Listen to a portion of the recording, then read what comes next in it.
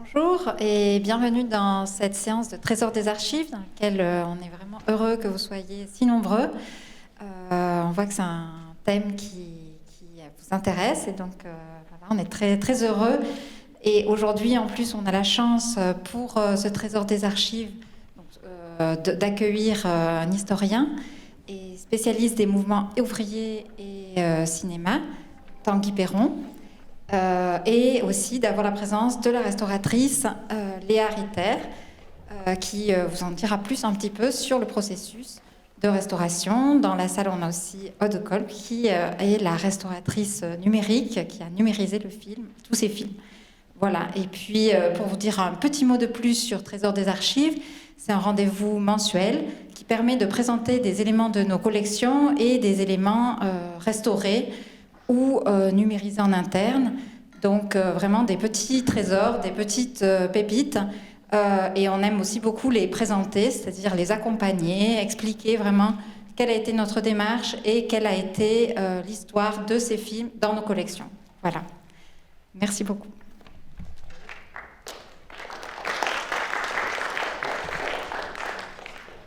Bonsoir. Alors, je vais vous raconter un petit peu comment ça se passait les... J'arrive pas à viser ce micro, désolée.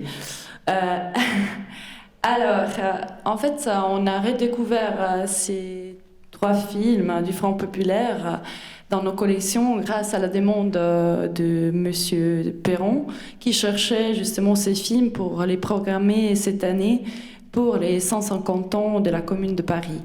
Il s'agit des 3 copies nitrates sonores des années 30. Les originaux étaient très usagés. Nous les avons d'abord analysés et préparés pour la numérisation. Les priorités du travail de restauration de la Cinémathèque suisse se concentrent surtout sur la préservation du cinéma suisse, mais la préservation et la valorisation des films rares et uniques font partie aussi de nos objectifs. Le projet de mise à disposition de ces 3 films s'est transformé donc assez vite en projet de restauration. Les travaux de numérisation ont été réalisés en interne à la Cinémathèque. Ma collègue Aude de l'équipe du secteur production numérique s'est chargée de la numérisation en 4K et de la restauration numérique de ces films. Un nettoyage numérique léger des pétouilles et des raies a été donc effectué. Quelques déchirures présentes sur les originaux ont été aussi restaurées numériquement. Et l'idée est de corriger légèrement l'image pour un visionnement plus confortable pour le public, en laissant les traces du temps et la vie des copies originales. Par exemple, vous allez voir dans le film sur le 4 juillet qu'il y a les lacunes dans certains photogrammes qui donnaient des taches blanches au milieu de l'image dans les originaux, dues à une disparition de l'émulsion, ont été remplies par du noir pour les rendre plus discrètes au visionnement. Puis, pour compléter la préservation de ces films, un retour sur film a été réalisé avec le soutien des Mémoriaves au laboratoire Cinégrel de Zurich. Des nouveaux négatifs pour la conservation ont été donc produits à partir des fichiers numériques non restaurés. Les originaux, évidemment, sont toujours conservés dans nos cellules, au frais.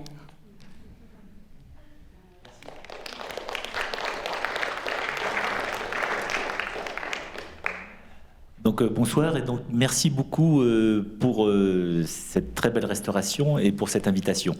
Oui, j'avais sollicité la Cinémathèque suisse il y a quelques temps. J'avais sollicité la Cinémathèque suisse en l'été précédent.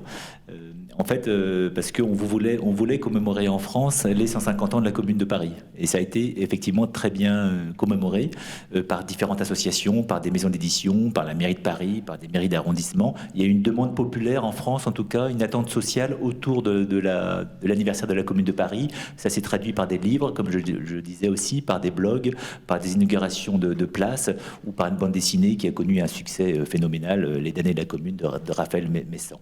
et quelques films d'animation. Donc il y a vraiment eu cette rencontre, mais quand je la préparais, moi j'étais inquiet, puisque ma partie est, je suis historien mais aussi programmateur, c'était de montrer des films un tant soit peu originaux. Et vous le savez sans doute, la Commune de Paris, en tout cas en France et en Europe occidentale, a été très peu filmée et très peu évoquée. Bien sûr, quand elle a éclaté en 1871, le cinéma n'existait pas, mais après il y a une impossibilité idéologique et politique de représenter cet événement qui était interdit en fait. Dans la petite programmation que j'ai beaucoup accompagnée en banlieue parisienne et en France, je passe par exemple un film de Robert Ménégoz de 1951 qui avait été fait pour les 80 ans de la Commune de Paris. Et ce film-là avait été interdit en 1951 donc pour propos insultants à Monsieur Thiers. Donc voilà, il y avait une chape de plomb encore, un poids de la censure qui a fait que c'était un événement très dur à montrer, à diffuser. Et on n'a pas eu de grande évocation historique en France, de grandes productions consacrées à ce film-là. Et il fallait donc, et ça tombe bien parce que c'est ma spécialité, chercher dans l'histoire du mouvement ouvrier, ce que le mouvement ouvrier avait perçu, produit, diffusé. Il y a très longtemps, j'avais lu dans un livre de Jean-Pierre Jancola, 15 ans d'années 30, donc, il parlait d'un colloque en Suisse au début des années 80 où il avait vu les films que vous allez voir. Et c'est grâce à la FIAF, la Fédération internationale des archives du film, que je suis entré en contact avec Caroline Fournier, que je ne remercierai jamais assez. Et là, on a découvert que vous aviez ces copies uniques au monde. Il n'existe pas en France. Il y a un fragment du premier film que vous allez voir qui existe aux archives du film, mais seulement un fragment. Donc il y a un intérêt historique vraiment important en fait pour les 3 films que vous allez voir. Et ce qui est intéressant, c'est que j'ai montré aussi ces films-là, je reviendrai peut-être, j'espère qu'il y aura une conversation entre nous, on pourra échanger, avoir des discussions. J'ai montré ces films-là à Belleville, en fait, à Belleville et Ménilmontant, dans le 20e arrondissement de Paris, lieu emblématique de la Commune de Paris, où la réminiscence, ou la prégnance de l'événement historique est encore quelque part dans ces rues et dans la ville, sans exagération. Mais on a vu des portraits fleurir, on a vu du monde venir aux manifestations, et je peux vous dire que quand j'ai montré ce film-là à Belleville et Ménilmontant, il y a eu effectivement un effet un très grand attachement en tout cas à ces films-là, parce que ça ravivait une mémoire. Pour 2 raisons très simples, c'est-à-dire que vous le savez peut-être que les derniers combats de la Commune de Paris ont eu lieu dans l'Est parisien, et les grands massacres ont eu lieu là, et surtout à partir du retour des communards en France en 1880, s'est instaurée la traditionnelle montée au mur des fédérés, donc au Père-Lachaise, là où les derniers communards ont été fusillés, et c'est devenu un moment clé de l'histoire du mouvement ouvrier et de la gauche française. La plus grande manifestation du Front populaire a lieu en 1936 pour une montée au mur avec 600 000 personnes. Voilà, donc la gauche se recompose souvent lors de ces montées au mur. Et d'ailleurs, je ne veux pas être que franco-français parce qu'il y a un lien assez fort qui n'est pas du tout artificiel avec la Commune, la France et la Suisse. C'est que la Suisse, vous le savez sans doute, a été aussi un lieu de refuge de nombreux communards en fait. Il y a polémique, et c'est intéressant actuellement, au sein de l'historiographie française et anglaise pour évaluer le nombre de victimes, mais la saignée a été très grande, hein. On parle maintenant autour de 15 000 morts, même si un historien anglais sous-évalue ces victimes, donc 15 000 civils, femmes, enfants, vieilles personnes qui ont été tuées, fusillées, massacrées, hein. Il y a eu beaucoup plus de morts à la fin de la Commune, la semaine sanglante au mois de mai que lors des combats. Mais après, c'était le début d'une politique de répression qui n'a pas fini. Il y a eu environ 4500 personnes qui ont été déportées, donc beaucoup en Nouvelle-Calédonie, dont Louise Michel, bien sûr, pour la plus connue. Mais il y a aussi eu des gens qui ont été condamnés, 1250 personnes qui ont été condamnées à la réclusion à perpétuité. Et puis donc les exilés, plusieurs milliers et plusieurs centaines en Suisse en fait. 800 personnes sont arrivées en Suisse, souvent les moins fortunés, ceux qui avaient un peu plus de capital politique, si l'on peut dire, allaient en Angleterre ou en Belgique. Et en Suisse, donc, à Lausanne et à Genève, environ 800 proscrits sont arrivés là, ont vécu parfois difficilement. Et c'est le début aussi, le tout début, hein, mais du statut de réfugié. En fait, la France va réclamer l'expulsion de ces réfugiés et la Suisse, comme la Belgique, comme l'Angleterre, vont refuser. Ça ne va pas empêcher qu'il y aura des collaborations entre les polices, de l'espionnage parfois via les ambassades sur les communards qui sont réfugiés. Néanmoins, la Suisse va être à Havre, comme communard proscrit le plus célèbre, où vous avez le peintre Courbet, qui va être réfugié en Suisse, ou le grand géographe Élisée Reclus. Bon, je ne suis pas là pour vous faire une histoire de la commune, et je pense que vous la connaissez mieux que moi, on pourra échanger, mais je suis vraiment content de vous montrer ce premier film-là, qui fait 20 minutes, qui s'appelle donc La grandiose manifestation au Père-Lachaise, le combien de mai? Le 19 mai 1935, la grandiose manifestation au mur des Fédérés le 19 mai 1935, et c'est le premier film de la SFIO, donc le Parti Socialiste, de la Fédération de la Seine du Parti Socialiste. Et cette Fédération de la Seine était dirigée par Marceau Pivert, qui a donné même lieu à un courant du socialisme français qu'on appelait les pivertistes, et c'est la gauche, si ce n'est l'extrême gauche du Parti Socialiste.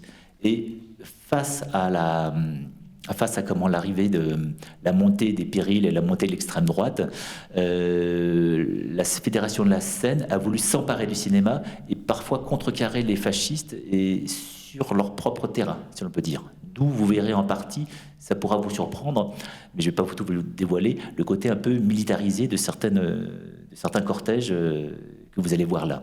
Vous allez peut-être reconnaître ou voir un très beau plan de Léon Blum, mais c'est un film de manifestation, donc qui fait 20 minutes.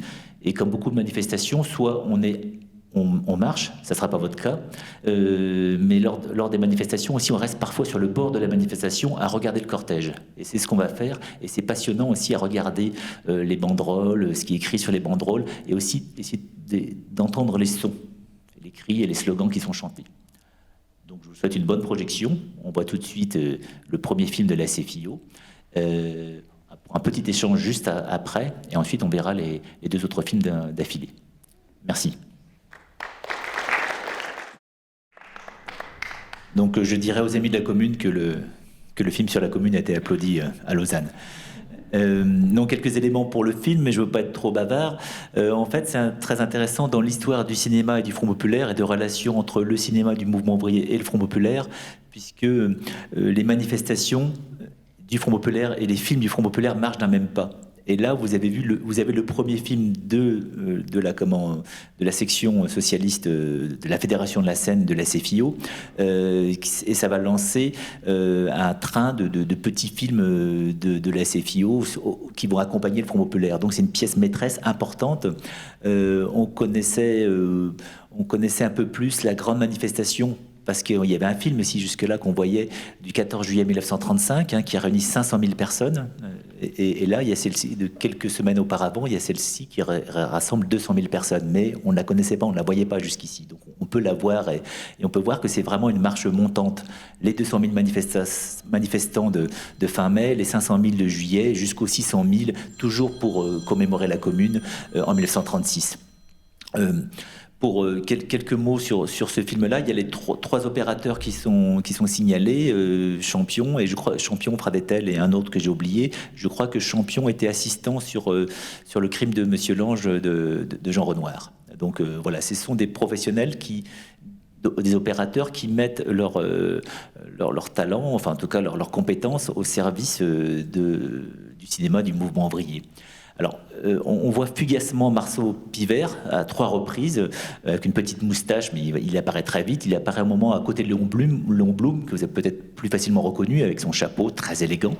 La majorité de la foule est communiste, puisque à cette époque-là, lors des montées au mur, le Parti communiste met plus de force et plus de passion pour commémorer la Commune, et aussi pour s'inscrire comme héritier de la Commune, avec une compétition avec les socialistes. Mais c'est une manifestation où les deux cortèges se mêlent. C'est une grande première. Il n'y a pas encore les radicaux, puisque les radicaux de gauche ne font pas encore partie du Front populaire. Ils vont le rejoindre quelques temps plus tard. Alors, vous pouvez être surpris aussi par l'explosion des signes et des sigles. Le point fermé vient juste d'apparaître, en fait. Il a été inventé en Allemagne par les communistes, enfin les antifascistes allemands, et ça veut dire unité contre le fascisme. Voilà. Et en fait, cette unité, vous le savez, n'a pas été réalisée en Allemagne. Et Et ce cortège qui explique la naissance du Front populaire français, c'est justement aussi en partie la victoire électorale des nazis d'Hitler en Allemagne, en fait, ce qui met fin à la division en France et en Europe entre socialistes et communistes. Voilà, le pays, pardon, où le mouvement ouvrier était le plus fort, c'est-à-dire en Allemagne, c'est celui où la défaite était le plus grande. Et ça a été une leçon qu'ont su tirer les partis de gauche pour se réunifier. Pour revenir sur cet événement aussi, on est donc en 1935, en mai 1935, le front, et dans cette phase ascendante, le Front populaire vient juste de gagner les élections municipales. Législative, ça sera en 1936. Mais vraiment, il y a cette atmosphère qui participe aussi. Et puis, le même jour, il y a ce qu'on appelle les ligues, en fait, c'est les partis d'extrême droite, se rassemblent pour honorer Jeanne d'Arc.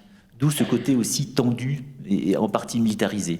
Mais cette militarisation de la jeunesse arrive aussi pour arracher la rue à l'extrême droite, pour montrer ses forces. Et ça vient beaucoup de l'aile gauche de la SFIO, moins des communistes, paradoxalement. Et ils avaient par exemple des sections d'assaut, des groupes qui s'appelaient les TPPS, toujours prêts pour servir, qui étaient prêts à affronter l'extrême droite dans la rue. D'où cet encadrement militaire qu'on peut voir un peu, et cette jeunesse très, très encadrée. Je ne vais pas revenir sur tous les slogans, tout ce que vous voyez, mais vous avez vu que les premiers qui manifestent, ce sont les anciens combattants. Avec les anciens combattants de la guerre 14-18, mais les anciens combattants sont jeunes. La guerre 14-18 n'est pas loin. Pour faire et la commune n'est pas très loin non plus. Pour faire un parallèle, si vous voulez, je dis ça en France, en tout cas ça fonctionne, la distance est à peu près la même entre aujourd'hui et la guerre d'Algérie qu'entre ce Front populaire et la commune de Paris. Donc elle est très présente dans les mémoires et dans les têtes. Et elle fait vibrer véritablement les foules. Donc on voit les anciens combattants, mais on voit aussi, et c'est émouvant, le dernier carré des anciens communards. Donc on les voit même un peu chevrotants avec des longues barbes manifester, c'est vraiment les tout derniers, et l'humanité les donne les noms de tous ces manifestants, enfin de cette poignée de manifestants qu'on peut voir. Il y a beaucoup de banderoles SRI, c'est le Secours Rouge International, ça dépend de l'Internationale communiste, et c'est ce qui va donner sous 36 ce qui va donner en 36 le Secours populaire de France. Populaire aujourd'hui. Il y a des portraits de Thalmann, docker allemand, enfin communiste allemand emprisonné. Il y a une grande campagne pour libérer. Bref, chacun vient avec sa propagande. Et Léon Blum dira, je pense qu'il a raison, qu'à partir de cette manifestation précisément, la montée au mur n'est plus un jour de deuil, mais un jour de fête, puisque le mouvement ouvrier montre sa force et sait qu'il va gagner. Il y a un service d'ordre, je ne sais pas si vous avez remarqué, il y a une femme aussi dans le service d'ordre. Vraiment, il y a une nouvelle façon d'occuper la rue et de filmer aussi, et de filmer la rue. J'ai l'impression, je pourrais être très bavard, mais il va être le temps de passer les deux autres films, et je vous propose qu'on en discute après. Donc là, vous allez voir, là vous avez un film de la SFIO, et là vous allez voir un film du Parti communiste en 1937.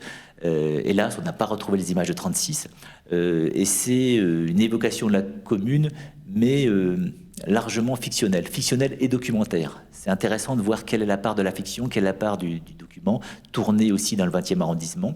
Et puis dans la foulée, vous allez voir aussi une belle pièce que vous avez trouvée, qui est le 14 juillet 1937, où comment le mouvement ouvrier, qui marie le drapeau bleu-blanc-rouge et le drapeau rouge, commémore, à cette époque, le 14 juillet. Et j'ai une petite facétie, j'ai voulu vous montrer, parce que j'étais tellement content de voir le dernier film, on voit un cortège de la Marseillaise de Jean Renoir, film mythologique sur lequel on travaille beaucoup en France, il y a eu beaucoup d'écrits, et là on voit le cortège manifestant au sein du 14 juillet pour soutenir ce film de Jean Renoir qui devait être le film du grand populaire. Et après avoir vu ces deux courts-métrages que vous avez eu la gentillesse de restaurer et que vous avez très bien restaurés, on verra un petit morceau de la fiction de Jean Renoir, La Marseillaise. Voilà, donc j'ai voulu rajouter ce petit film-là. Je ne sais pas si c'était une bonne idée, mais c'était, enfin, ce petit film-là, cet extrait d'un grand film, ce petit extrait du film de Jean Renoir, La Marseillaise, puisque ça me paraissait, moi, à mes yeux, proposer une histoire du Front populaire par ses propres images. Vous avez vu le premier film de 1935, donc qui est le film de la SFIO, de l'aile gauche de la SFIO. Vous avez vu deux films de propagande du Parti communiste, un sur la montée au mur et l'autre sur le 14 juillet 1937.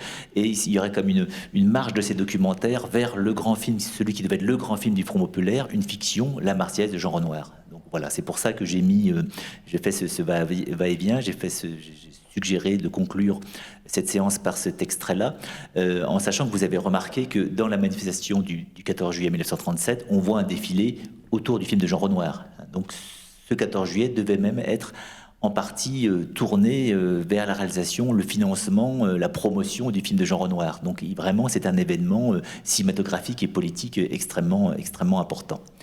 On pourra peut-être revenir sur la bande-son. J'étais un peu vite sur les chiaps en prison, des soviets partout qu'on entend dans les deux films, sur De la Roque au poteau, sur voilà, tous ces slogans qui font aussi la richesse des films. Un mot de plus sur le réalisateur, ou sur les réalisateurs. Donc il y a des opérateurs sous la coupe pour le premier film de Marceau Pivert. Donc ce film va passer dans le fief, le premier film dans le fief de Marceau Pivert, dans le 15e arrondissement. Il va passer, et là c'est intéressant pour voir comment le mouvement ouvrier fonctionnait à cette époque-là, comment il faisait la propagande, mais aussi des distractions populaires, comment il mêlait les choses. Le premier film, donc sur la montée au mur de mai 1935, il passe avec la cucaracha, le premier film en technicolor de l'histoire du cinéma, qui n'a aucun rapport avec l'histoire du mouvement ouvrier. C'est une performance technique et c'est assez sympathique.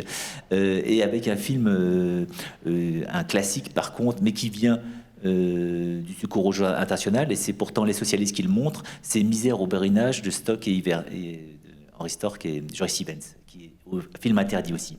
Donc en 1935, ces trois films passent ensemble. Après, j'ai pas trouvé de traces donc quelques tracts dans les journaux du film du 14 juillet 1937, pour dire, oui, justement, au niveau de la réalisation, je pense, pour les deux films, celui de la montée au mur de 37 et celui du 14 juillet 1937, la marque de Jean-Paul Dreyfus, plus tard, pendant guerre, appelé Jean-Paul Le Chanois, et après guerre, Jean-Paul Le Chanois, est vraiment importante. C'est lui qui fait la voix off, en fait, qui fait la voix off du film. Donc c'est marrant, ces films sont aussi une fête des accents. Si on veut savoir qu'est-ce qu'est l'accent Titi Parigot en 35-37, il faut écouter la voix off du film. Donc c'est celle de Jean-Paul Dreyfus. Et c'était un peu Jean-Paul Dreyfus, lui qui a été compagnon de route des surréalistes, qui s'est rapproché de Jacques Prévert aussi, quand Jacques Prévert lui-même s'éloignait du surréalisme. Et Jacques Prévert a été vraiment un militant communiste, peu de temps, mais important, autour de 1932-1933.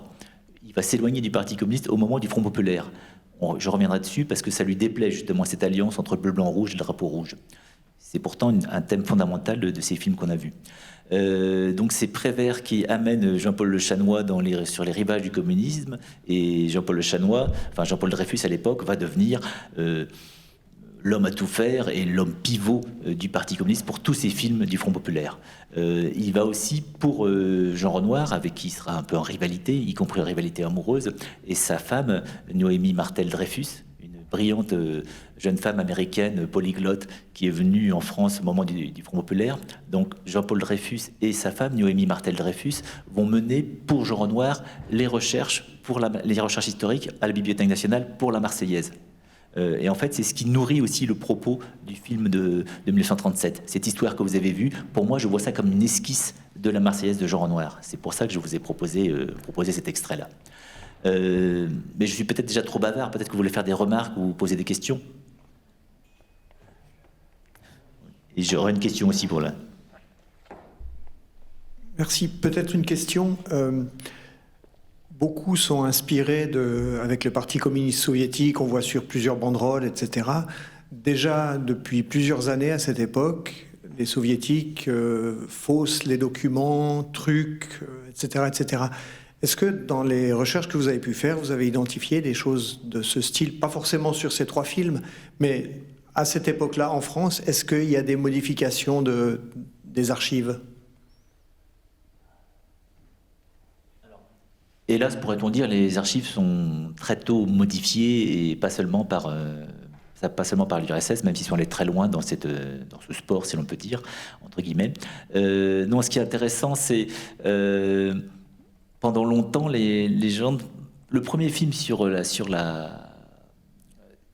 Commune de Paris, en fait, je vais répondre par le biais, mais qui a été fait par le Cinéma du Peuple, qui est la première coopérative libertaire, socialiste et syndicaliste révolutionnaire, donc créée en 1913 en 1914. Un de ses premiers films, c'est consacré à la Commune de Paris. Et il reconstitue totalement la Commune de Paris de manière très fictionnelle. Je reviendrai sur l'aspect fictionnel du second film.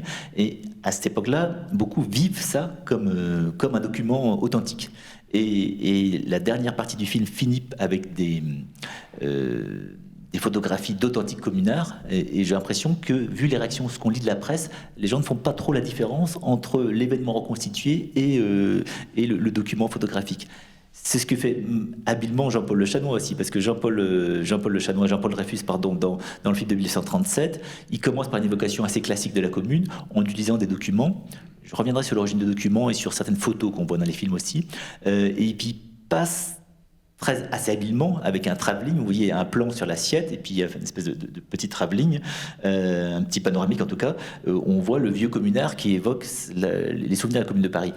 Il est présenté comme un descendant de communard, et les spectateurs de l'époque le voyaient comme un communard, en fait, comme un ancien communard. À mon avis, d'après les recherches que j'ai faites, c'est un acteur. Il joue dans Les Misérables. Ce n'est pas un ancien communard, en fait. Hein. Donc là, c'est intéressant, c'est le rapport entre la fiction qui dit le vrai et qui dit le vrai, mais en montant, si vous voulez, et le documentaire qui, lui, serait plus proche du réel, mais qui est vu comme une illustration.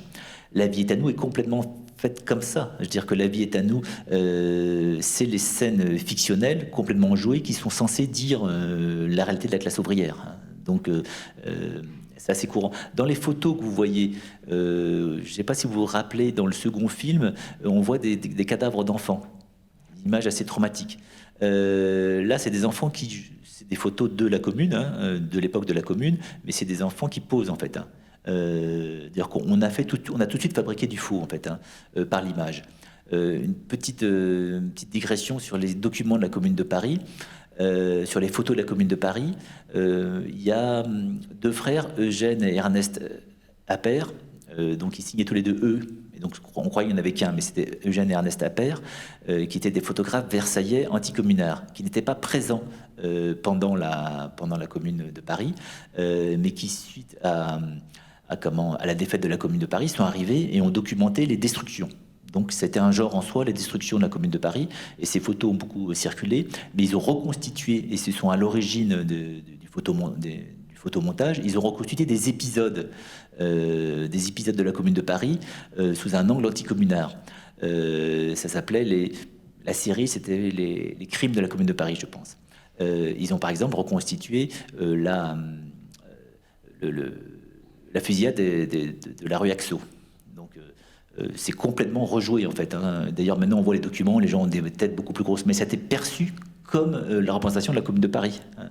D'ailleurs, le film de 1814 dont je parlais, ils veulent dédouaner la Commune de Paris des exécutions de Thomas et Lecomte, les généraux, mais ils reconstituent l'exécution selon le modèle faux fait par Eugène et Ernest Appert. Donc vraiment, il y a une contamination des images.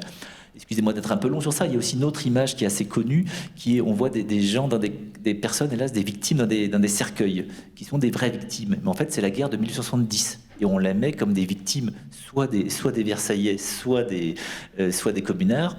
Et même, les franquistes vont se servir de ces photos, des photos de victimes de 1870, pour accuser les républicains.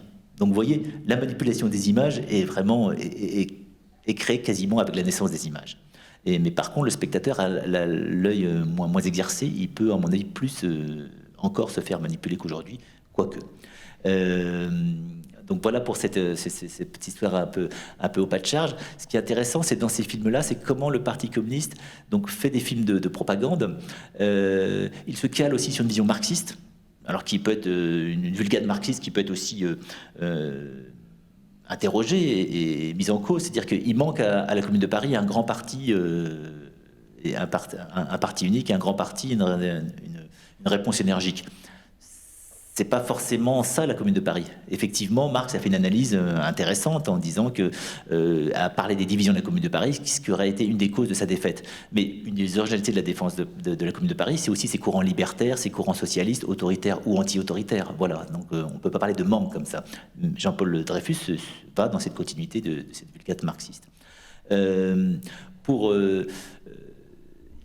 Ce qui est intéressant, c'est que le Parti communiste, dans les deux films, il devient instituteur, en fait. Il dit l'histoire. Il devient éducateur. Il passe de l'agite-propre à l'éducation. Il dit l'histoire de France. Il veut faire l'histoire populaire de la France. Alors, c'est aussi bien sûr un morceau de propagande, mais ça se mêle assez bien. C'est-à-dire que le peuple de France doit connaître son histoire, et c'est une histoire qu'on répète. Et comme il a filmé assez tôt, il est à la tête d'une banque d'images qui réutilise tout le temps pour dire l'histoire. Donc, à chaque événement historique, il y a un moment de remettre en perspective les épisodes précédents. Il parle de 37 et il revient sur 34, 35, en faisant des raccourcis. Il y a une allusion importante, c'est ce qui explique aussi, excusez-moi pour ces détails historiques, c'est en France, à Paris, le 6 février 34, il y a une manifestation majoritairement de droite et d'extrême droite, qui a failli, on l'a interprété comme ça, renverser la République. Et qui était vraiment inquiétante. Il y a eu 15 morts dans la rue. Donc le 6 février 34, le préfet de police Chiappe venait juste de démissionner, mais il était proche de l'extrême droite. C'est pour ça que dans la bande son, on entend Chiappe en prison, ou de la Roque au poteau, qui est un homme d'extrême droite. Et après, il y a cette manifestation du 6 février 34, puis celle du 9 février, qui est celle du Parti communiste, puis celle du 12, qui est unitaire. Et le PC a tendance à tout s'approprier dans la bande son ces manifestations, alors que celle du 12 est plutôt à l'appel de CGT, qui à cette époque-là était proche des socialistes. Et c'est à la base, c'est au moment que l'unité va se faire, mais elle n'était pas déclarée d'en haut par le parti, contrairement à ce qui est dit. Excusez-moi d'entrer dans ces détails d'historien du social et pas assez du cinéma peut-être.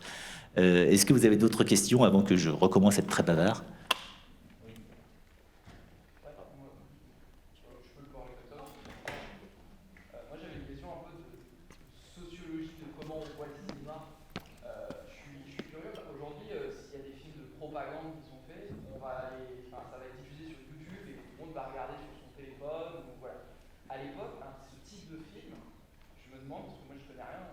Où est-ce qu'il est projeté? Et du coup, ça implique aussi peut-être s'il est projeté dans des cinémas, un rapport au cinéma qui est peut-être très différent de celui d'aujourd'hui.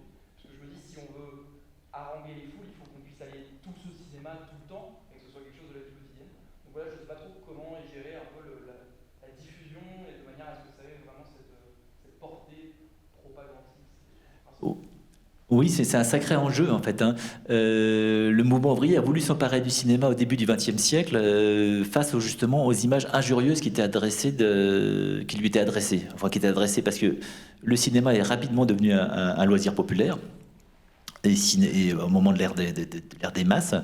Le mouvement ouvrier a tendance à le mettre de côté, sauf dans les bourses du travail pour la France, sauf avec cette coopérative dont je vous ai parlé. Et il y a le problème de la création, mais vous avez tout à fait raison, il y avait le problème de la diffusion. Qui voit comment on organise une projection? Il n'y a pas que des projections dans les cinémas, il peut y en avoir, je reviendrai là-dessus, des cinémas qui sont vraiment populaires à cette époque-là. Et il y a différents types de cinémas, il y a différentes catégories dans les cinémas, il y a des cinémas de quartier, mais il y a aussi des lieux du mouvement ouvrier, comme la Bellevilloise, qui est une grande coopérative créée par des anciens communards d'ailleurs, qui va diffuser des films jusqu'en 1936, dans la salle Lénine. Donc il y aura dans ces coopératives, dans les bourses du travail, dans les maisons du peuple, l'occasion de voir des films faits par le mouvement ouvrier, avec une sociabilité du mouvement ouvrier. Et justement, le cinéma permet d'attirer les femmes et les enfants. C'était une vieille revendication des anarchistes aussi, et comment ça permet cette sociabilité. Donc c'est vraiment un vecteur important. Alors la censure va se durcir pendant la guerre froide, va se durcir aussi un peu à partir de 1934. Je ne vais pas faire une histoire de la censure. Néanmoins, les documentaires, les films courts, c'est pas eux qui attirent tout de suite la censure. Donc on peut les diffuser. Et puis on peut inventer aussi ce qu'on appelle des séances spéciales, ou alors des séances où il faut être adhérent d'une association qui permettent de voir le film interdit. Ce qu'ont fait les amis de Spartacus avec Léon Moussinac en 1928. Les films soviétiques étaient interdits en France, mais en adhérant à l'association, on pouvait voir ces films-là. Chiappe, le préfet de police et le ministère de l'Intérieur ont vu la ruse opérer et ont interdit en fin de compte ces projections. Mais le mouvement ouvrier s'empare vraiment du cinéma, diffuse pour attirer les foules et pour éduquer. C'est un moment de loisir populaire, on adresse on fait des harangues, des discours, des quêtes et des collectes, et ça c'est extrêmement important pour venir là-dessus. Vous avez repéré que le second film en 37, on voit beaucoup parler de l'Espagne en fait. On voit la stalinisation progressive du mouvement ouvrier, puisqu'on voit des portraits de Staline un peu partout, je reviendrai, mais aussi on quête énormément pour l'Espagne. Donc c'est des films tautologiques aussi. On fait de la propagande et ça renforce la propagande. Blum, en disant 35, c'est un jour de fête. 37, la montée au mur, c'est un jour de mobilisation pour l'Espagne. Et on va énormément mobiliser et collecter pour l'Espagne. Et le cinéma, ça va être une pièce avec la chanson, une pièce parmi d'autres, avec la chanson, avec les tracts, avec les journaux, avec un mouvement ouvrier organisé assez puissant, qui permet que ça fonctionne. Et il y a beaucoup de cinéma dans les quartiers populaires. Et certaines municipalités ouvrières ont une certaine influence sur des directeurs de salles privées. Donc ils peuvent aussi prêter et louer la salle. Voilà pour... j'ai répondu un peu trop grandement. On pourra parler des rapports hommes-femmes dans ce qu'on a vu aussi. Je vous ai vu. Oui ? Est-ce que la commune aurait eu lieu si la guerre franco-prussienne ne l'aurait pas précédée ? Alors là, c'est une question pour... Je suis sûr qu'il y a d'éminents spécialistes de la commune dans la salle. Ma réponse serait non. Non. Vraiment, la commune de Paris, c'est toute sa richesse et sa complexité. C'est un mouvement révolutionnaire et aussi un moment patriotique. Et en ça, c'est très intéressant, ce qui fait sa complexité, en fait. Donc, en fait, la défaite de Sedan, l'humiliation de la défaite de Sedan en 1870, la défaite absolue de Napoléon III, est vue par le peuple parisien comme une trahison. Et en plus, il y a la perte de l'Alsace-Lorraine et les 5 milliards d'or qu'il faut payer. Le peuple de Paris trouve que le gouvernement capitule, en fait. Et donc, la commune de Paris est un mouvement révolutionnaire, mais aussi un mouvement patriotique dans la continuité de la guerre de 70, évidemment.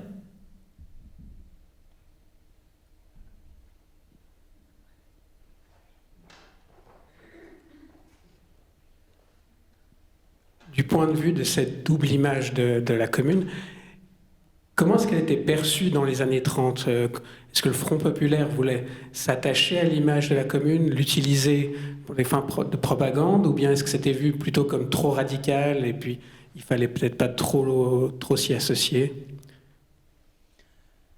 Oui, alors vous avez vu d'ailleurs que le film de la Marseillaise, là, le petit exemple que je vous ai soumis, le petit extrait, est un cours de modération aux militants les plus révolutionnaires aussi. On dit patience.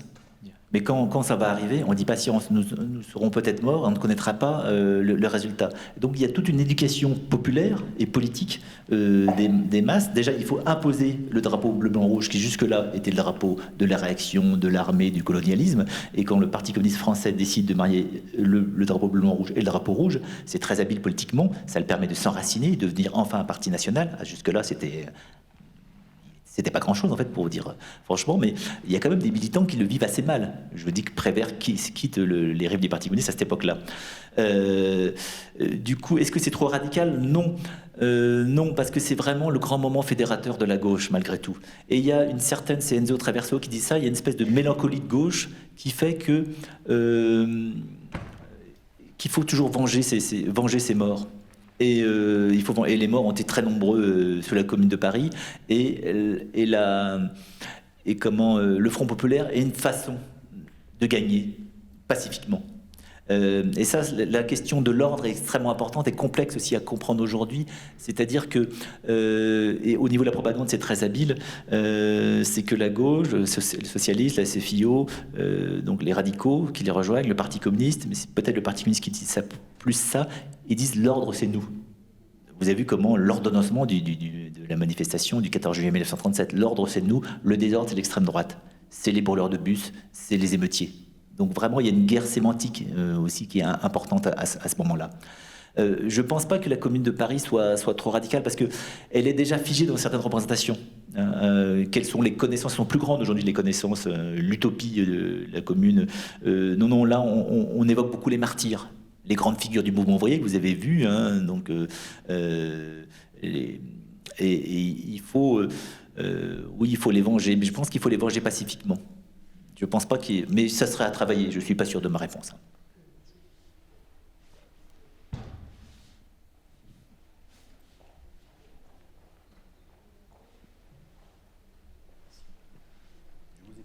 Est-ce que vous ne voyez pas aussi la conjonction entre la célébration de la Commune et la formation d'un front populaire antifasciste. On ne peut pas les dissocier, les deux, dans ce qu'on a vu. Oui, effectivement, oui. Effectivement, ce sont des films antifascistes unitaires. Ça met tout le temps en avant l'unité, avec la réaction qu'il faut combattre, qu'il faut faire reculer. Mais par l'ordre, à la limite. Par l'ordre, par l'unité, par l'encadrement, voilà, par les lois sociales. Voilà, c'est ce discours qui est tenu à Beaumier. Donc c'est pour ça que j'étais content de vous montrer cet extrait-là, parce que vous connaissez peut-être la Marseillaise, ou sinon ce sera l'occasion, qui est un film inégal, compliqué, mais qui va être un échec d'ailleurs, qui va symboliser l'échec du Front populaire. Mais il y a comment... ils insistent beaucoup sur les Allemands aussi. À un moment, ils disent, pour le 14 juillet, ils disent que c'est à cause des Allemands. Il y a une menace fasciste qui est quelque part, là, et il la précise en disant que ce sont les Allemands. Donc ça renvoie forcément, comme tout film historique, à un côté contemporain. Ce qui m'intéressait de montrer ces films-là, c'est comment Beaumier, celui qui râle, qui dit ça sent l'accent du Nord, celui qui refuse ce chant, entre parenthèses, il y a une invention totale historique en disant c'est des ouvriers qui ont colporté chorale d'ouvriers qui a colporté ce chant, c'est pas vrai du tout, mais c'est pour prolétariser la Marseillaise. Hein. Et c'est un colporteur juif. Alors, vu l'antisémitisme de l'époque, c'est pour montrer, au contraire, pour lutter contre l'antisémitisme. Mais tout ça, c'est des intentions idéologiques nobles, mais qui correspondent pas du tout à la réalité historique. Et Beaumier, lui, il refuse ce chant. Il y a quelque chose qui sent le Nord, dit-il avec son accent du Sud. Et cinématographiquement, il y a quelque chose de magnifique, parce que c'est un des plus beaux travelling de l'histoire du cinéma, à mon avis, et c'est un plan séquence. C'est que vous avez vu on est sur l'arbre de la place du Sud de la France. Il y a une vue qui est prise en haut, c'est filmé par une grue, et il y a un mouvement englobant qui descend de l'arbre où il y a les enfants, qui filment tous les manifestants, qui sont des membres de la CGT bénévoles, ceux qu'on a vu manifester en 1937. Hein. Et il y a Beaumier qui commence à chanter, justement. Ça y est, ça veut dire que le peuple a intégré la Marseillaise. Donc, cinématographiquement et politiquement, c'est extrêmement habile. Et même, si vous regardez très bien, il y a une femme qui esquisse un signe de croix et qui l'abandonne. Et en une fraction de seconde, Jean Renoir aborde la déchristianisation de la France au XVIIIe siècle qui commence effectivement à cette époque-là. Donc voilà la force de l'art et de la propagande mêlée et l'éducation. Et on ne peut pas séparer les trois choses, ce qui est troublant et à la fois fascinant.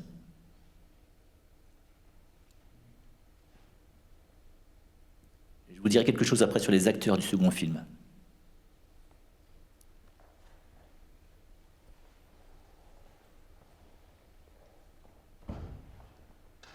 Je ne veux pas abuser de votre temps non plus. Du coup, moi, je pose une deuxième question. Je voulais savoir si l'extrême droite avait un rapport particulier avec la Commune. Est-ce que l'extrême droite fait des films? Est-ce que l'extrême droite de l'époque parle de la Commune? Est-ce qu'elle la réutilise avec une autre rhétorique? Et si oui, peut-être laquelle? Je suis un peu curieux. Alors, je pourrais dire non, non et non. Et je vais vous faire dire par dire quoique. Non. Grosso modo, c'est quand même... là, vous avez vu sous vos yeux la gauche naître, en fait, parce que jusqu'à 1934, le Parti communiste ne se situe pas à gauche, il est à l'extrême gauche, et il ne se situe pas dans la République non plus. Et il décide de changer de stratégie pour je dis pourquoi. Donc, la droite et l'extrême droite, surtout parce que contrairement à ce que dit la Troisième République dans sa version officielle, c'est la Troisième République malgré tout qui réprime la Commune aussi. Hein, et après, elle va assumer la séparation de l'Église et de l'État en 1905. Mais en fait, la séparation de l'Église et de l'État est déjà esquissée sous la Commune de Paris, qui est révolutionnaire pour un tas d'aspects. Et donc, la droite qui est plus proche de l'Église catholique en France, la Commune de Paris, c'est l'horreur absolue. Et l'extrême droite aussi, c'est pour eux l'horreur absolue. Et l'extrême droite déteste la République, déteste la gueuse. Hein, donc, alors, il y aura quelques exceptions où des groupuscules plus fascistes que d'extrême droite, mais encore plus loin que l'extrême droite française, mais ils sont issus de ça, hein, de cette extrême droite française, va vouloir, justement, en attaquant la République, en se rappelant que c'est la Troisième République qui a mis fin à la Commune, va vouloir, en 1939-1940, et ça va arriver dans les rangs de l'extrême droite, mais c'est vraiment microscopique dans les 60-70, dire... on est persécuté par la République, comme les communards, on a des choses à voir avec eux.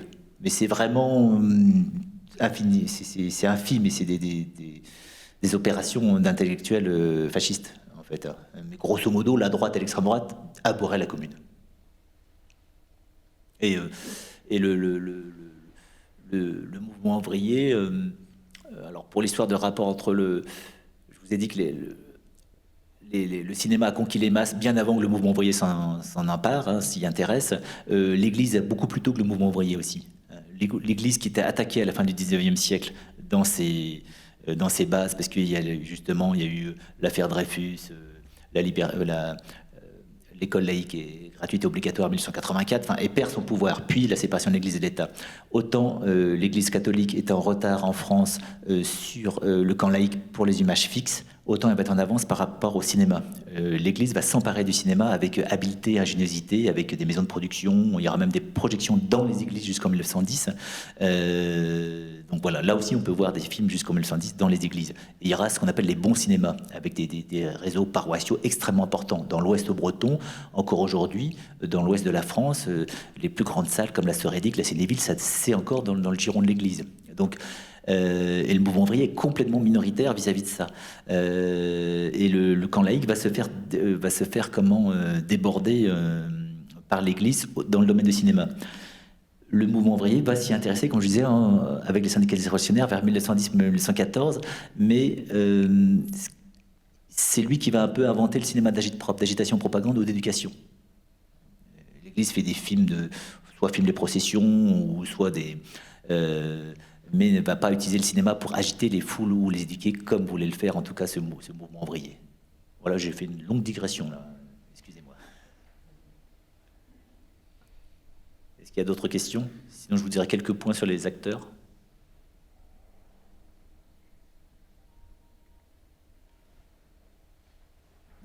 Une petite, moi je vous poserai une question aussi, je vous la pose tout de suite, c'est comment ça se fait que ces films sont ici en fait? Ils sont très bien traités, mais voilà, c'est... C'est un peu le mystère des archives, de trouver des films comme ça, réellement, pour être tout à fait honnête, et parce que probablement c'est le cas, il s'agit d'échanges, en fait, entre les pays.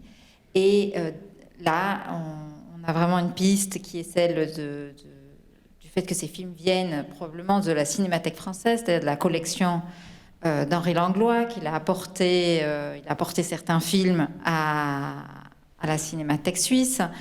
Et voilà, il y a eu des échanges. Il a apporté donc cette partie de la collection dont faisaient partie ces 3 films.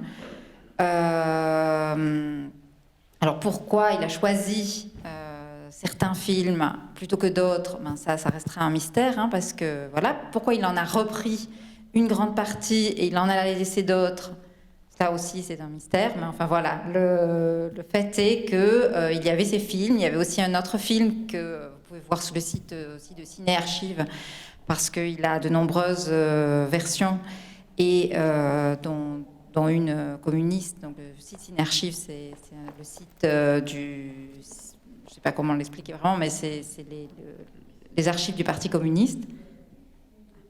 Je vois que... voilà.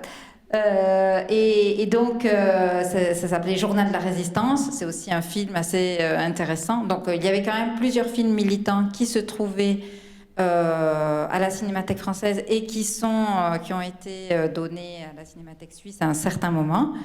Voilà. Alors, les raisons restent effectivement... là, n'ont jamais été données, vraiment. Les copies circulent, en fait, de par le monde, et comme les militants parfois, et tant mieux, parce que ça permet de les conserver, de les retrouver, de les redécouvrir, et parfois d'éviter la censure aussi. En 68, il y avait beaucoup de films français qui étaient développés en Belgique ou en Italie pour éviter la censure. Donc, et puis, avec l'arrivée des forces allemandes à Paris, des biens ont été saisis aussi. Donc, c'est bien que de temps en temps que les films soient ailleurs aussi. Non, des petits mots, mais excusez-moi d'être si bavard, mais c'est vraiment la passion qui m'anime. J'étais très très content de voir ces films-là que j'ai voulu voir depuis des années et des années. Le film de 37 qui est vraiment plus compliqué à comprendre, parce que le premier c'est un documentaire. Un documentaire, on voit la foule défiler, donc on n'a qu'à lire les pancartes et puis identifier les gens. Entre autres, il y a Paul Rivet qui est un des fondateurs de l'ethnologie française qu'on voit dans le film de 35. Sur le film de 37, donc j'ai reconnu des acteurs, j'ai identifié des acteurs, j'ai vu un morceau de La vie est à nous, qui est de Jean Renoir, et puis en fait, il y a, vous voyez le plan familial. Alors on voyait que le rapport homme-femme c'est transgenré, parce que c'est la femme qui sert le café, à un moment il faut recoudre la bannière de la commune, c'est la femme à qui on propose de recoudre la bannière de la commune. À un moment, donc, il y a un plan où la cellule familiale se reconstitue, donc la cellule familiale qui va donner lieu à une réunion de cellule, puis une réunion fédérale aussi. Le jeune homme qui se lève très mince, avec un plan cadré, derrière lui on voit un portrait de Staline, derrière son père on voit un portrait de Thorez. Lui, il se lève, c'est Clamamus en fait. Et Clamamus, Gaston Clamamus, il était acteur dans La vie est à nous, acteur dans ce théâtre ouvrier, ça existait beaucoup, les Blouses Bleues de Bobigny, il n'y a pas que le groupe Octobre de Prévert. Et en fait, c'est le fils du maire de Bobigny qui va rejoindre, enfin, qui va quitter le Parti communiste en 39 et qui va être maintenu au pouvoir par Pétain. Et ce jeune Clamamus, en fait, va être tué par la résistance communiste. Voilà pour le côté dramatique et ces retournements idéologiques qui étaient assez courants à l'époque. Il était ambulancier, lui, pendant la guerre d'Espagne. Mais là, il joue le rôle du secrétaire de cellule. Ce qui est intéressant aussi, c'est que là, j'ai projeté ce film-là dans le 20e arrondissement de Paris, dans la section du PC, parce qu'il y en a encore un petit, mais à Paris dans le 20e, mais s'il est un peu plus grand, c'est peut-être aussi les souvenirs de la commune de Paris. J'ai projeté ce film-là et quelqu'un m'a identifié le secrétaire fédéral qui dit on va organiser la manifestation de manière très directive, là, enfin très organisée. Lui, il a le droit à un portrait, un buste de Marx derrière lui. Et ce dirigeant, et en fait, lui, il joue son propre rôle. Là, c'est pas un acteur. Donc, on passe toujours, c'est toujours très compliqué. Est-ce que c'est un acteur? Est-ce que c'est pas un acteur? Là, il est acteur de son propre rôle. Et c'était effectivement Maurice Lampe, le secrétaire de la Fédération du Parti communiste, qui était entre deux voyages en Espagne où il s'est beaucoup engagé. C'était le bras droit de Marty. Donc, voilà. Donc, à chaque fois, on peut identifier des images et ça me renvoie à ce que vous connaissez peut-être, ou en tout cas, ce que je serais content que vous connaissiez, c'est le Métron, le dictionnaire biographique du mouvement ouvrier français, mais qui n'est pas que français, où c'est Métron en ligne, où il y a des biographies. Et qu'on peut faire coller des visages et des noms et des informations, c'est toujours une source historique extrêmement riche, extrêmement importante. Et ces films-là participent grandement à l'histoire du cinéma, bien sûr, parce qu'on voit le film de Jean Renoir en gestation, mais il participe grandement aussi par les images à l'écriture de l'histoire du mouvement ouvrier. Vous faites le mot de la conclusion Voilà, j'espère que vous avez passé une bonne soirée, vous avez appris beaucoup de choses. En tout cas, je pense que c'est vrai que ce genre de film est très riche et qui mérite vraiment un accompagnement pour mieux comprendre et décoder certaines choses. Donc voilà. Donc merci d'être venus si nombreux et bonne soirée.